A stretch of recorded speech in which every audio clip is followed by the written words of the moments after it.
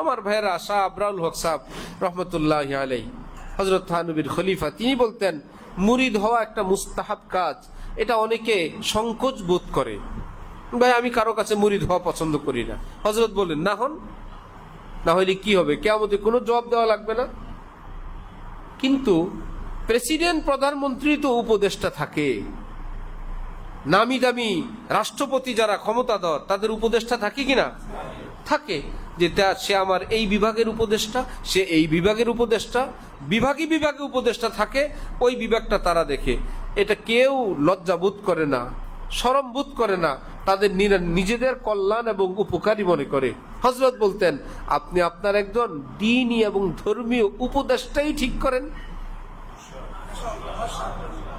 যে আমি দিন ধর্ম অতটা বুঝি না, আমার এই মুরব্বী একদম মানে বিশ্বস্ত আস্থাভাজন, যাকে তাকে না, একদিন আজকে উনি একজন তিনি, একজন তিনামন না, ভেবে চিন্তে দেখে শুনে একজনকে অত্যন্ত সশ্রদ্ধ তার কাছে নিজেকে ন্যস্ত করেন, যে আমার হিস্টোরি এই, আমার ফ্যামিলির হিস্টোরি এই, আমার বাচ্চা কাচ্চা এই, আমার আয় রুজি এই, আমার কর্ম এই, আমার সূরা কেরাত এই, আমার নামাজ রোজা এই, আমার গুনার অভ্যাস ভালো অভ্যাস এই, আমি এই এই করি, এবার আপনি আমার জীবন পরিচালনার উস্তাদ, আপনি বলবেন আমি চলবো।